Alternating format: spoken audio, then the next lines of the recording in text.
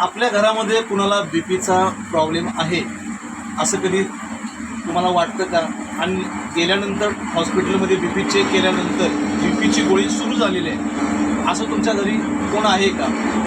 किंवा जर आपल्या घरी कुणाची अँजिओग्राफी झाली असेल, हार्ट प्रॉब्लेम असेल आणि मग अँजिओग्राफी झाल्यानंतर ब्लॉकेज आहे असं जेव्हा सांगण्यात येतं तेव्हा आपण घाबरतो, असा कधी प्रसंग आपल्यावरती आलेला आहे का? अँजिओप्लास्टी केलेलं आहे, बायपास केलेलं आहे, पण तरीसुद्धा हार्ट प्रॉब्लेम आपल्याला पुन्हा पुन्हा जाणवतो. असं तुमच्या आसपास कुठं घडतं का? असं जर घडत असेल किंवा तुम्हाला कधी हार्टचा प्रॉब्लेम येऊ नये, ब्लॉकेजचा प्रॉब्लेम येऊ नये असं जर वाटत असेल तर हा व्हिडिओ तुमच्यासाठी एक वरदान घेऊन येणार आहे. कारण आज तुमच्या सर्वांच्या समोर एक असा डेमो मी या ठिकाणी करून दाखवतोय की ज्याचा उल्लेख 1931 साली डॉक्टर ओट्टो हेनरिच वासबर्ग यांनी सांगितला होता. हार्ट डिसिजेस, हृदयविकार आणि कॅन्सरसारखे घातक आजार कशामुळे होतात? तर आपली बॉडी ॲसिडिक झाल्यामुळे होतात.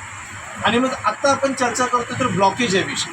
ब्लॉकेज कशाचं असतं तर आपण लिपिड प्रोफाईलमध्ये बघतो की ट्रायग्लिसराईड एक असा चिकट पदार्थ असतो की जो रक्तामध्ये मिक्स होत नाही, बाजूला राहतो. बॅड कोलेस्ट्रॉल म्हणू शकतो, ब्लड फॅट म्हणू शकतो की ज्याच्यामुळं बीपीचा प्रॉब्लेम येतो किंवा हार्ट डिसिजेस आपल्याला होतात, ज्याला आपण ब्लॉकेज म्हणतो, हार्ट अटॅक म्हणतो.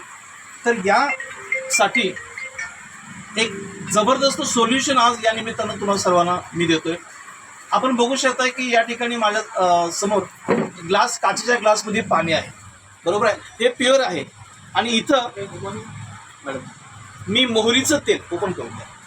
मी याच्यामध्ये मोहरीचं तेल टाकतोय, एक डेमो म्हणून या ठिकाणी तुम्हाला करून दाखवतोय. तुम्ही बघू शकताय, दुसरा चमचा वापरलं. तुम्ही बघू शकताय की या ठिकाणी मोहरीचं तेल आहे आणि हे जे मोहरीचं तेल आहे हे तेल पाण्यामध्ये मिक्स होत नाहीये. का होत नाहीये तर त्याचा तो गुणधर्म नाहीये, त्याचा स्वभाव नाहीये आणि एक ब्लॉकेज म्हणून ते थांबतं. आपण थोडंसं काय करू, हे हलवण्याचा प्रयत्न करू आणि तुम्ही बघाल की त्याचे पार्टिकल्स वेगळे होत आहेत पण मिक्स होत नाहीये. अशाच पद्धतीनं आपल्या रक्तामध्ये एक चिकट पदार्थ असतो की जो ब्लॉकेज म्हणून आपल्याला दिसतो. इथं त्याच्यासाठी आपण मोहरीचं तेल घेतलेलं आहे. आणि जर बघितलं तर किवा कायपो कंपनीचा एक जबरदस्त प्रोडक्ट आहे, आयुष सर्टिफाईड प्रोडक्ट आहे, याला हिलिंग स्प्रे असं म्हणतात.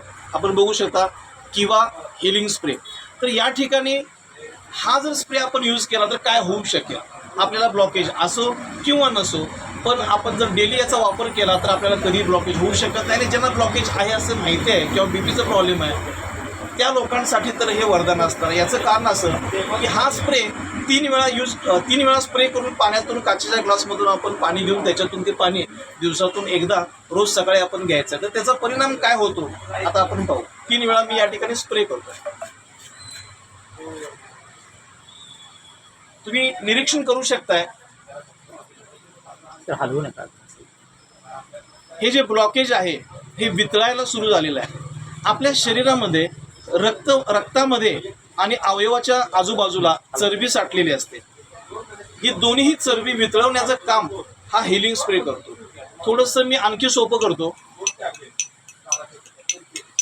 तुम्ही बघू शकताय जे मिक्स होत नव्हतं ते पूर्णपणे ब्लॉकेज काय झालेलं आहे या ठिकाणी मिक्स झालेलं आहे. आणि जर बघितलं तर जे ऑइली होतं त्याचं हे पाणी झालेलं आहे. अर्थात हे पुन्हा टॉयलेट थ्रू बाहेर जातं. आपल्याला कधीही हार्टचा प्रॉब्लेम येऊ शकत नाही. तर यासाठी हा किवा कंपनीचा हिलिंग स्प्रे काम करतो. आता आपण बघायचं की या हिलिंग स्प्रेनं नेमकं केलं काय. तर हा जो हिलिंग स्प्रे आहे हा पाण्याची जी pH लेवल आहे, असं ठेवलं, पाण्याची जी pH लेवल आहे ही पाण्याची pH लेवल 10.5 ते 11 करतो. म्हणजे आपली बॉडी ॲसिडिक करून अल्कलाईन करण्याचं काम हा हिलिंग स्प्रे करतो.